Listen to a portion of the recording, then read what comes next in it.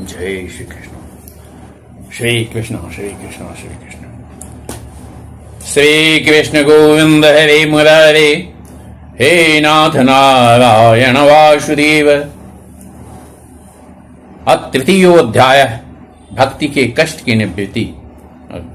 तीसरा अध्याय प्रारंभ करते हैं, जिसमें भक्ति के कष्ट की निवृत्ति होती है।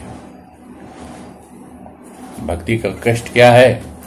तो ज्ञान और वैराग्य दोनों बूढ़े बन चुके हैं, बस उनकी निवृत्ति होनी है, अर्थात बूढ़े से जवान होना है। नारदवाच ज्ञान यज्ञं करिष्यामि सुखशास्त्र कथोज्ज्वलम् भक्ति ज्ञान विरागाणाम् स्थापनार्थं प्रयत्नतः।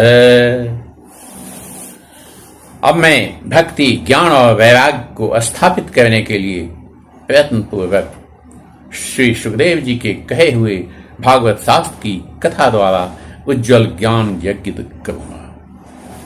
यहाँ पर नारद जी मन में अपना विचार करते हैं। कृतकायो मया यज्ञ स्थलम तद्वाच्यताम्य महिमा सुख शास्त्रस्य वक्तव्यो वेद पार गई है। यह यज्ञ मुझे कहाँ करना चाहिए? आप इसके लिए कोई स्थान बता दीजिए।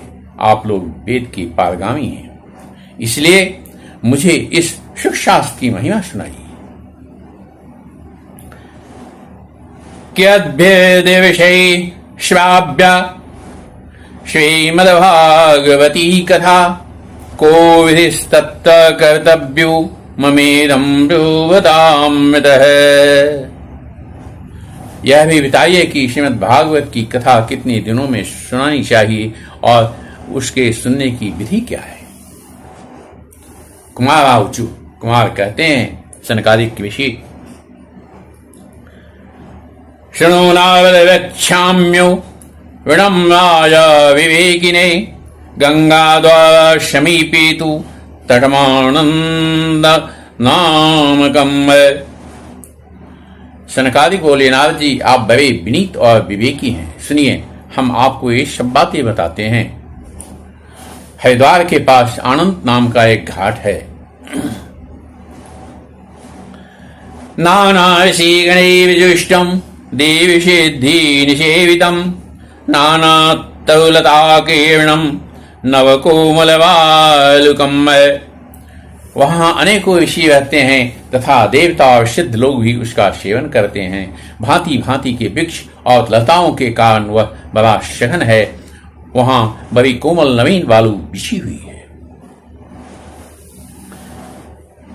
रम्य में कांत देशस्थम हेम पद्म सुशौरभम यमीपस्थ जीवाणाम वैवं चेतसी नये स्थितम।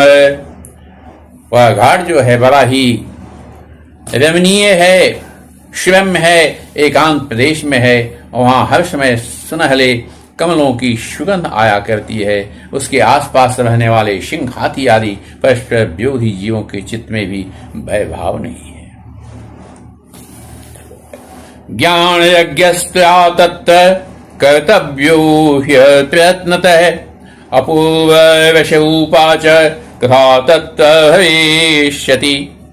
वहां आप बिना किसी विशेष प्रयत्न के ही ज्ञान यज्ञ आरंभ कर दीजिए। उस स्थान पर कथा में अपूर्व रस का उदय होगा। पुरस्थम निर्मलम चैव राजीर्ण कलेवरम तद्वयं च पुरस्कृत्य भक्तिस्तत्त्वागमिष्यति। भक्ति भी अपनी आंखों के ही सामने निर्मल और जराजीर्ण अवस्था में पड़े हुए ज्ञान और वैराग्य को साथ लेकर वहां आ जाएगी। यत् भागवती वार्ता तत् भक्त्यादिकं ब्रवीत् कथा शब्दं समाकरणं तत्त्विकं तरुणायते। क्योंकि जहां भी श्रीमद् भागवत की कथा होती है वहां ये भक्ति आदि अपने आप पहुंच जाते हैं। वहां कानों में कथा के शब्द पढ़ने से ये तीनों तरुण हो जाएंगे। सूतोवाच एवं मुक्त्वा कुमारास्ति नावदीन श्वं ततः गंगातटं समाजग्मुः कथापानाय शतलाः। सूत जी कहते हैं, इस प्रकार कहकर नारद जी के साथ सनकादिक भी श्रीमद् भागवत कथामृत का पान करने के लिए वहां से तुरंत गंगा तट पर चले आए। यदा यातास्तटं ते तु तदा कोलाहलोऽप्यभूत् भूलोके देवलोके च ब्रह्मलोके च तथैव च। जिस समय वे तट पर पहुंचे, भूलोक, देवलोक और ब्रह्मलोक सभी जगह इस कथा का हल्ला हो गया।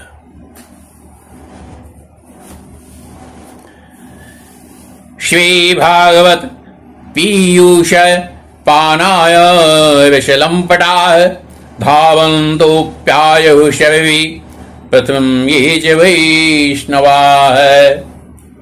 जो भागवत कथा के रसिक विष्णु भक्त थे, वे सभी श्रीमद्भागवत कथामृत का पान करने के लिए सबसे आगे दौड़ दौड़ कर आने लगे। भृगुर्वसिष्ठ चरणश्च गौतमो मेधातिथिः बलदेवरातौ रामस्तथा गादिशस्साकलो मुकुन्दपुत्रात्रिज पिप्पलादाः। भृगुर्वसिष्ठश्च चरणश्च गौतमो मेधातिथिः बलदेवरातौ रामस्तथा गादिसुतश्च शाकलो निकण्डपुत्रात्रिज पिप्पलादाः। योगेश्वरो व्यास पराशरौ च छायाशुको जाजलिजर्णुमुख्याः। सर्वेऽप्यमी मुनिगणाः सहस्रपुत्रशिष्याः स्वस्तिभिरायुर्वती प्रणयेन युक्ताः। भृगु, वशिष्ठ, च्यवन, गौतम, मेधातिथि, देवल, देवरात, परशुराम, विश्वामित्र, शाकल, मार्कंडेय, दत्तात्रेय, पिप्पलाद, योगेश्वर, व्यास और पराशर, छायाशुक, जाजली, जहनु आदि सभी प्रधान मुनिगण अपने अपने पुत्र, शिष्य और स्त्रियों समेत बड़े प्रेम से वहां आए। वेदांतानि च वीराश्च मंताः तंत्राः समूर्तयः दशसप्तः पुराणानि खड्गशास्त्राणि तथा ययुः। गंगा अब जो है, इसके सिवा वेद, वेदांत, उपनिषद, मंत्र, तंत्र, 17 पुराण और 6 शास्त्री मतिमान होकर वहां उपस्थित हो गए। गंगाद्या सविदः तत्र पुष्करादि शवांसि च क्षेत्राणि च ऋषशरवा दण्डकादि वनानि च। नगादयोस्तत्र देवगन्धर्वदानवाः गत्वा तत्र नायातान् व्यूशम्बोध्य चानयते। जो है, गंगा आदि नदियां, पुष्कर और सरोवर, कुरुक्षेत्र आदि समस्त क्षेत्र, सारी दिशाएं, दंडक आदि वन, हिमालय आदि पर्वत तथा देव, गंधर्व, दानव आदि सभी कथा सुनने के लिए चले आए। जो लोग अपने गौरव के कारण नहीं आए, महर्षि भृगु उन्हें समझा बुझाकर ले आए। दीक्षिता नारदेनाथ दत्तमाशनमुत्तमं कुमारा वंदिता शर्वै निरीशु कृष्ण तत्परा। अब जो है, तब तथा कथा सुनने के लिए दीक्षित होकर श्री कृष्ण परायण सनकादिक नारद जी के दिए हुए श्रेष्ठ आसन पर विराजमान हुए। उस समय सभी श्रोताओं ने उनकी वंदना की। वैष्णवाश्च विरक्ताश्च न्यासिनो ब्रह्मचारिणः मुखभागे स्थितास्ते च तग्रे नारदे स्थितः। एको ऋषिगण श्रोताओं में वैष्णव, व्यक्त, सन्यासी और ब्रह्मचारी लोग आगे बैठे और उन सबके आगे नारद जी विराजमान हुए। एक भागे ऋषिगणास् तदन्यत्र दिवौकुशः वेदोपनिषदोऽन्यत्र तीर्थान्यत्र स्त्रियोऽन्यतः। एक ओर ऋषिगण, एक ओर देवता, एक ओर वेद उपनिषद तथा एक ओर तीर्थ बैठे और दूसरी ओर स्त्रियां बैठी। जय शब्दो नमः शब्द शंख शब्दस्तथैव च चूर्णलालापशूनानां निक्षेप सुमहानुभूत। उस समय सब वो जय जयकार नमस्कार और शंखों का शब्द होने लगा और अभी गुलाल खील एवं फूलों की खूब वर्षा होने लगी। विमानानि समावेय किंतु देवनायकाः कल्पवृक्षसूनैस्तान् सर्वांस्तत्त्वसमाकिरन्। कोई देव श्रेष्ठ तो विमानों पर चढ़कर यहाँ वहां बैठी हुई सब लोगों पर कल्प वृक्ष के पुष्पों की वर्षा करने लगे। श्रुतोवाच एवं ते स्वेकचित्तेषु श्रीमद्भागवतस्य च माहात्म्यमुचिरे स्पष्ट नारदाय महात्मने। शुद्ध जी कहते हैं, इस प्रकार पूजा समाप्त होने पर जब सब लोग एकाग्रचित हो गए तब सनकादिक ऋषि जो है महात्मा नारद को श्रीमद् भागवत का महात्म्य स्पष्ट करके सुनाने लगे। कुमारावजो अथ देवर्ण्यते स्माभिर्महिमा शुकशास्त्रजः यस्य श्रवणमात्रेण मुक्तिः करतले स्थिता। शनकादिक ने कहा, अब हम आपको इस भागवत शास्त्र की महिमा सुनाते हैं। इसके श्रवण मात्र से मुक्ति हाथ लग जाती है, अर्थात आदि मुक्ति को प्राप्त कर लेता है। सदा सेव्या श्रीमद्भागवती कथा यस्या शरणात्वेन हविश्चित्तं संश्रयेत्। श्रीमद् भागवत की कथा का सदा सर्वदा सेवन आस्वादन करना चाहिए। इसके श्रवण मात्र से श्री हरि हृदय में आविवासते हैं। ग्रंथोश्चर्षाहस्तो द्वादशस्कन्ध संहितः परीक्षीक्षुक संवाद शृणु भागवतम च तत्। इस ग्रंथ में 18,000 श्लोक और 12 स्कंध है तथा श्री सुखदेव और राजा परीक्षित का संवाद है। आप यह भागवत शास्त्र ध्यान देकर सुनें। तावत् संसार चक्रेष्मिन् भ्रमते ज्ञानतर्पमान् यावत् कर्णगता नास्ति सुखशास्त्र कथा क्षणम्। यह जीव तभी तक अज्ञानवशी संसार चक्र में भटकता रहता है जब तक क्षण भर के लिए भी कानों में इस सुख शास्त्र की कथा नहीं पड़ती। किम सुतैर्वे शास्त्रे प्राणैश्चभिमावहै एकं भागवतं शास्त्रं कृतिदानेन गर्जति। बहुत से शास्त्र और पुराण सुनने से क्या लाभ है? इससे तो व्यर्थ का भ्रम बढ़ता है। मुक्ति देने के लिए तो एकमात्र भागवत शास्त्र ही गरज रहा है। कथा भागवतस्यापि नित्यं भवति यद्गृहे तद्गृहं तीर्थरूपं हि वसतां पापनाशनम्। जिस घर में नित्य प्रति श्रीमद् भागवत की कथा होती है वह तीर्थ रूप हो जाता है और जो लोग उसमें रहते हैं उसके सारे पाप नष्ट हो जाते हैं। अश्वमेध सहस्राणि वाजपेय शतानि च शास्त्र कथायाश्च कलां नावहन्ति खूढसिंहै।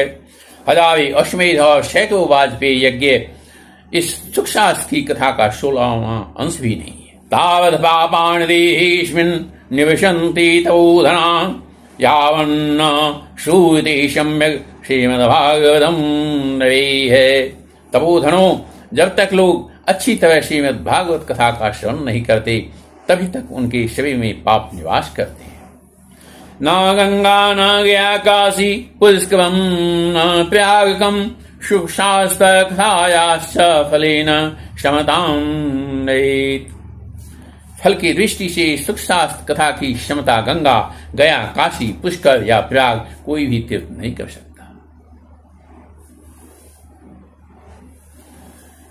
श्लोकार्धम श्लोकपादम वा नित्यं भागवतोद्भवम् पठस्व स्वमुखीनैव यदि परमां गतिम्।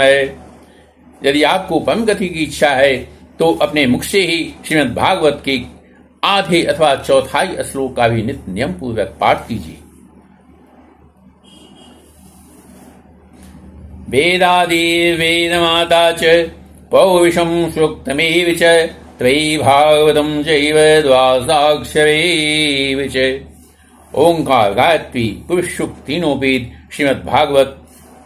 ओम नमो भगवते वासुदेवाय। यह द्वादशाक्षर मंत्र 12 मूर्तियों वाले शिव भगवान, प्रयाग, संवत्सर काल, ब्राह्मण, अग्निहोत्र, गौ, द्वादशी तिथि, तुलसी, बसंत ऋतु और भगवान पुरुषोत्तम, इन सब में बुद्धिमान लोग वस्तुतः कोई अंतर नहीं मानते।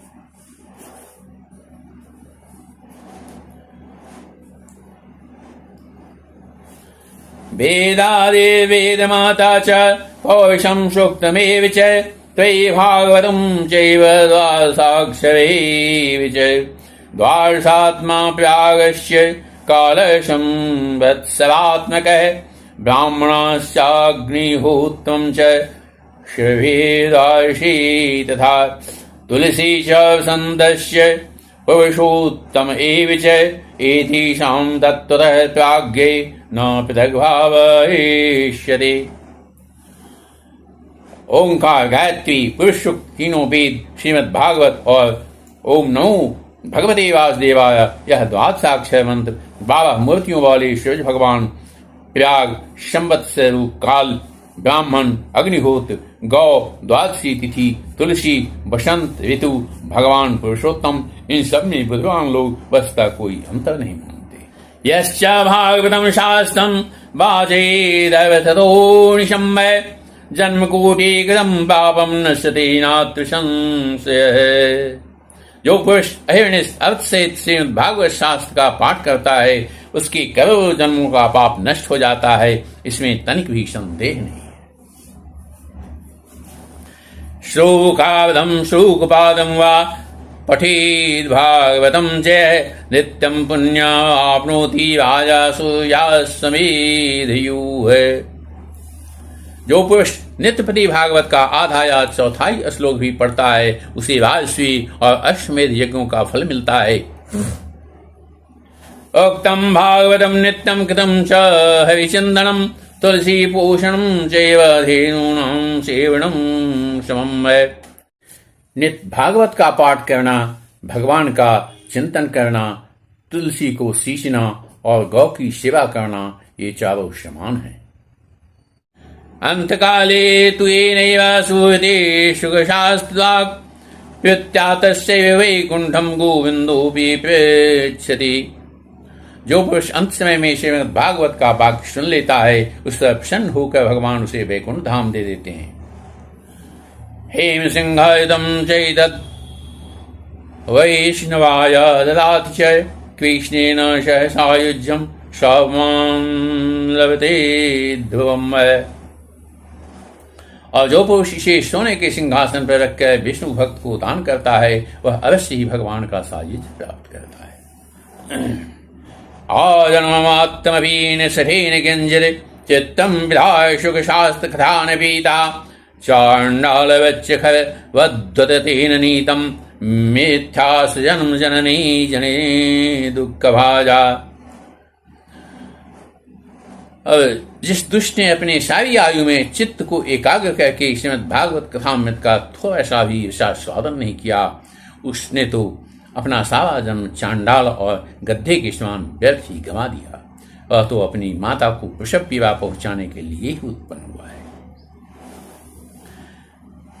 जीवच्छभूणिदितः शतुपापकर्मा येन स्तुतं सुखथा वचनं न किञ्चित् धिगतं नवं पशुशमं भुविभारूपे मेवं वदन्ति देवी समाज मुख्या है। जिसने सुख शास्त्र के थोड़े से भी वचन नहीं सुने वह पाप महात्मा तो जीता हुआ ही मुर्दे के समान है। पृथ्वी के भाव से पशु तुल्य मनुष्य को धिक्कार है जो स्वर्गलोक में भी देवताओं में प्रधान इंद्रादि कहा दुर्लभैव कथालोके श्रीमद्भागवतोद्भवा कोटि जन्म समुत्थेन पुण्येनैव तु लभ्यते। संसार में से भागवत की कथा का मिलना अवश्य ही कठिन है। जब करोड़ों जन्मों का पुण्य होता है तभी इसकी प्राप्ति होती है। तेन युगणधि धीमन श्रोतभ्यासा प्रयत्नतः दिनानां नियमो नास्ति सर्वदा श्रवणं मतम्। नारद जी, आप बड़े ही बुद्धिमान और योग निधि हैं। आप प्रयत्न पूर्वक कथा का श्रवण कीजिए। इसे सुनने के लिए दिनों का कोई नियम नहीं है, इसको सर्वदा ही सुनना अच्छा है। सत्येन ब्रह्मचर्येण सर्वदा श्रवणं मतम्। अशक्यत्वात् कलौ बुद्ध्युषी श्रुत्वा शुकाज्ञा। इसे सत्य भाषण और ब्रह्मचर्य पालन पूर्वक सर्वदा ही सुनना श्रेष्ठ माना गया है, किंतु कलयुग में ऐसा होना कठिन है। इसलिए इसकी सुखदेव जी ने जो विशेष विधि बतलाई है वह जान लेनी चाहिए। मनोव्यत्तेजश्चैव नियमाचरणं तथा दीक्षा कर्तुं शक्त्वात् सप्ताह श्रवणं मतम्।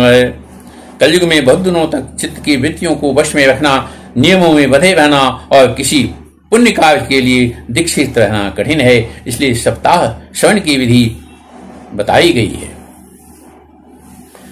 श्रद्धातः श्रवणे नित्यं माघे तावद् यत्फलं तत्फलं सुखदेवेन सप्ताह श्रवणे कृतम्। श्रद्धा पूर्वक कभी भी श्रवण करने से अथवा माघ मास में श्रवण करने से जो फल होता है वही फल श्री सुखदेव जी ने सप्ताह श्रवण में निर्धारित किया है।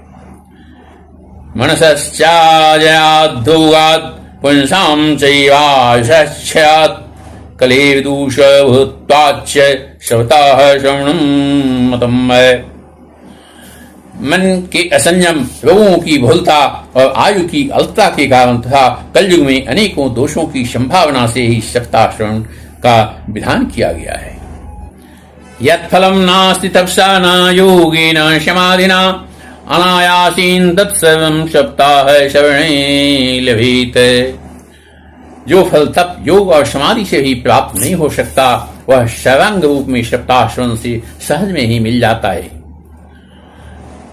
यज्ञात् गर्जति सप्ताह सप्ताहो गर्जति व्रतात् तपसो गर्जति पूच्यैच तीर्थान् नित्यं हि गर्जति। योगात् गर्जति सप्ताहो ध्यानं ज्ञानं च गर्जति किं रूमो गर्जनं तस्य देवी गर्जति गर्जति। सप्ताह श्रवण यज्ञ से बढ़कर है, व्रत से बढ़कर है, तप से भी बढ़कर है, तीर्थ सेवन से तो सदा बड़ा है, योग से बढ़कर है, यहाँ तक कि ध्यान और ज्ञान से भी बढ़कर है। अजी इसकी विशेषता का कहाँ तक वर्णन करे, यह तो सभी से बढ़कर चढ़कर है। सौनक उवाच साश्चर्यमे तद्गदितं कथानकं ज्ञानादिधर्मान्विगणयेषां निःश्रेयसे भागवतं पुराणं जातं कुतो योग विदादिसूचकम्। सौनक जी ने पूछा, सूत जी, यह तो आपने बड़े आश्चर्य की बात कही। अवश्य यह भागवत पुराण योगविद्ता ब्रह्मा जी के भी आदि कारण श्री नारायण का निरूपण करता है, परंतु यह मोक्ष की प्राप्ति में ज्ञान आदि सभी साधनों का तिरस्कार करके इस युग में उनसे भी कैसे बढ़ गया है। सूतोवाच यदा कृष्णो धाम त्यक्त्वा शौवतं गन्तुमुद्यतः एकादशं प्रवेशवत्य आप्युद्धवो वाक्यमब्रवीत्। सूत जी ने कहा, सौनक जी, जब भगवान श्री कृष्ण इस धराधाम को छोड़कर अपने नित्य धाम को जाने लगे तब उनके मुखारबिंद से एकादश का ज्ञानोपदेश सुनकर भी उद्धव जी ने पूछा। उद्धववाच त्वं तु यास्यसि गोविन्द भक्तकाव्य विधाय च मच्चिति महति जिन्दा ताम श्रुत्वा सुगमा। वह उद्धव जी बोले, गोविंद, अब आप तो अपने भक्तों का कार्य करके परम धाम को पधारना चाहते हैं, किंतु मेरे मन में एक बड़ी चिंता है, उसे सुनकर आप मुझे शांत कीजिए। आगतोऽयं कलियुगो भविष्यन्ति पुनः खलाः तत्संगेनैव सन्तो वि गमिष्यन्त्युग्रतां यदा तदा भावती भूमिर् गोरूपीयं कमाश्रयेत् अन्यो न दृश्यते त्राता त्वत्तकमललोचनः। अब घोर कलिकाल आया ही समझी, इसलिए संसार में फिर अनेकों दुष्ट प्रकट हो जाएंगे। उनके संसर्ग से जब अनेकों सत्पुरुष भी उग्र प्रकृति के हो जाएंगे, तब उनके भाव से दबकर यह गोरूपिणी पृथ्वी किसकी शरण में जाएगी। कमल नयन, मुझे तो आपको छोड़कर इसकी रक्षा करने वाला कोई दूसरा नहीं दिखाई देता। अतः सत्सूर्यां कृत्वा भक्तवत्सलमापजय भक्तावधम सगुणो जातो निवाकारो विचिन्मय। इसलिए भक्तवत्सल आप साधुओं पर कृपा करके यहाँ से मत जाइए। भगवान आपने निराकार और चिन्हमात्र होकर भी भक्तों के लिए ही तो यह सगुण रूप धारण किया है। त्वद्वियोऽयनति भक्ता कथं स्थास्यन्ति भूतले निर्गुणोपासने कष्टमदकिंचद्विचार्य। अब फिर भला आपका वियोग होने पर वही भक्तजन पृथ्वी पर कैसे रहेंगे। निर्गुणोपासना में तो बड़ा कष्ट है, इसलिए कुछ और विचार कीजिए। एत्युद्धवचः श्रुत्वा प्रवासे चन्द्रयद्धवे भक्तावलम्बनार्थाय किं विधेयम् इति च। प्रवास क्षेत्र में उद्धव जी के वचन सुनकर भगवान सोचने लगे कि भक्तों के अवलंब के लिए मुझे क्या व्यवस्था करनी चाहिए। स्वकीयं यद्भवत्येयः तच्च भागवते दधात् त्रिविधाय प्रविष्टोऽयं श्रीमद्भागवतार्णवम्। सौनक जी, तब भगवान ने अपनी सारी शक्ति भागवत में रख दी। वे अंतर्धान होकर इस भागवत समुद्र में प्रवेश कर गए। तेनेयं वाग्मयी मूर्ति प्रत्यक्षावतते हरेः सेवनात् श्रवणात् पाठात् दर्शनात् पापनाशिनी। इसलिए यह भगवान की साक्षात सदमयी मूर्ति है। इसके सेवन, श्रवण, पाठ अथवा दर्शन से ही मनुष्य के सारे पाप नष्ट हो जाते हैं। सप्ताह श्रवणं तेन सर्वेभ्योऽप्यधिकं कृतं वै साधनानि तिरस्कृत्य कलौधमुप्यमीरितः। इसी से इसका सप्ताह श्रवण सबसे बढ़कर माना गया है और कलयुग में तो अन्य सब साधनों को छोड़कर यही प्रधान धर्म बताया गया। दुखदा विद्या दौर्भाग्य पाप प्रक्षालनाय च काम क्रोधयार्थं हि क्रोधमुह्यमीरितः। कलिकाल में यही ऐसा धर्म है जो दुख, दरिद्रता, दुर्भाग्य और पापों की सफाई कर देता है तथा काम क्रोधादि शत्रुओं पर विजय दिलाता है। अन्यथा वैष्णवी माया देवी सुदुस्त्यजा कथं त्याज्याभिः सप्ताहुतः प्रकीर्तितः। अन्यथा भगवान की इस माया से पीछा छुड़ाना देवताओं के लिए भी कठिन है। मनुष्य तो इसे छोड़ ही कैसे सकते हैं। अतः इससे छूटने के लिए भी सप्ताह श्रवण का विधान किया गया है। सोदोवाच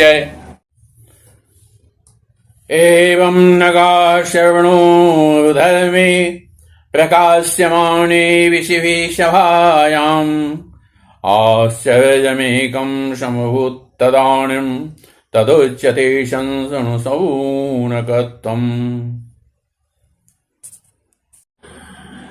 सूर्य जी कहते हैं, सौनक जी, जिस समय सनकादि मनुष्य इस प्रकार सप्ताह श्रवण की महिमा का बखान कर रहे थे, उस सभा में एक बड़ा आश्चर्य हुआ। उसे मैं तुम्हें बतलाता हूँ, सुनो।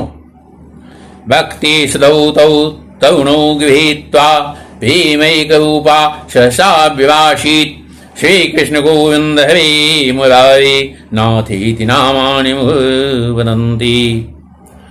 वहां तरुणावस्था में प्राप्त हुए अपने दोनों पुत्रों के साथ लिए विशुद्ध प्रेम रूपा भक्ति बार बार श्री कृष्ण गोविंद हरे मुरारी हे नाथ नारायण वासुदेव आदि भगवान नामों का उच्चारण करती हुई अकस्मात प्रकट हुई। ताम चागताम भागवतावधभूषाम सुचारुवेशाम दर्शु सदृश्याः कथम प्रविष्टा कथम आगतेयम् मध्ये मुनीनाम विदितर्कयन्तः। अब जो है सभी सदस्यों ने देखा कि परम सुंदरी भक्तिवाणी भागवत के अर्थों का आभूषण पहने वहां पधारी है। मुनियों की उस सभा में सभी यह तर्क वितर्क करने लगे कि ये यहाँ कैसे आई, कैसे प्रविष्ट हुई। उचो कुमारा वचनम तदानीम कथावधतो निष्पतिताधुनीयम् एवं गिवैषा शशुतानि शम्य सनतकुमारं निजगादनमाह। तब सनकादिक ने कहा, ये भक्ति देवी अभी भी कथा के अर्थ से निकली है। उनके ये वचन सुनकर भक्ति ने अपने पुत्रों समेत अत्यंत विनम्र होकर संत कुमार जी से कहा। भक्ति उवाच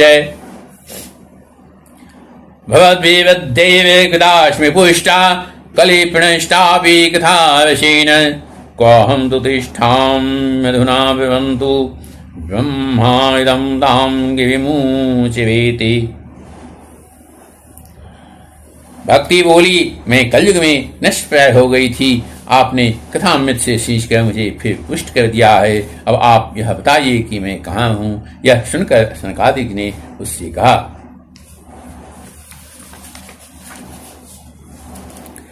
भक्तेषु विन्दुषौपकर्त्री प्रेमेकधर्त्री भवरोगहन्त्री सा त्वां च तिष्ठस्थ सुदेवी संश्रया निरन्तरं वैष्णवमानसानि।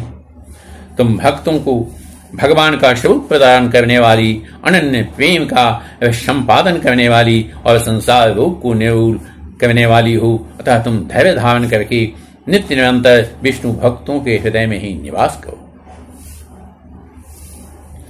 ततो विदुषा गर्जाय मे त्वां द्रष्टुं न शक्ता प्रभोऽपि लोके एवं तदाज्ञावशवेऽपि भक्ति तदा निषन्ना हविदास चित्ते। ये कलयुग के दोष भले ही सारे संसार पर अपना प्रभाव डाले, किंतु वहां तुम पर इनकी दृष्टि भी नहीं पड़ सकेगी। इस प्रकार उनकी आज्ञा पाते ही भक्ति तुरंत श्रीमद् भगवत भक्तों के हृदय में जा विराजी। सकल भुवन मध्ये निर्धनास्ते विधन्या निवसति हृदयेषां स्वे हरे भक्तिका हरिरपि निजलोकं सर्वथा तो विहाय प्रविशति हृदयेषां भक्तिसुतोपनद्यः। जिनके हृदय में एकमात्र श्री हरि की भक्ति निवास करती है, वे त्रिलोकी में अत्यंत निर्धन होने पर भी परम धन्य है, क्योंकि इस भक्ति की डोरी से बढ़कर तो साक्षात भगवान भी अपना परम धाम छोड़कर उनके हृदय में आकर बस जाते हैं। विमुद्यते किम अधिकम महिमानमेवं ब्रह्मात्मकस्य भुवि भागवता विदश्य यः संशयान् निगदते लभतेषु भक्ता श्रोता कृष्ण समतामलमन्य धर्मैः है। भूलोक में यह भागवत साक्षात परम ब्रह्म का विग्रह है। हम इसकी महिमा कहाँ तक वर्णन करें। इसका आश्रय लेकर इसे सुनने और सुनाने वाले दोनों को ही भगवान श्री कृष्ण की क्षमता प्राप्त हो जाती है। अतः इसे छोड़कर अन्य धर्मों से क्या प्रयोजन है। इति श्री पद्म पुराणे उत्तरखंडे श्रीमद्भागवत महात्म्ये भक्ति कृष्ण वर्तनम नाम तृतीयोऽध्याय है। इस प्रकार पद्म पुराण में वर्णित उत्तराखंड के श्रीमद्भागवत महात्म्य भक्ति के कृष्ण वर्तन में यह तृतीय अध्याय समाप्त हुआ।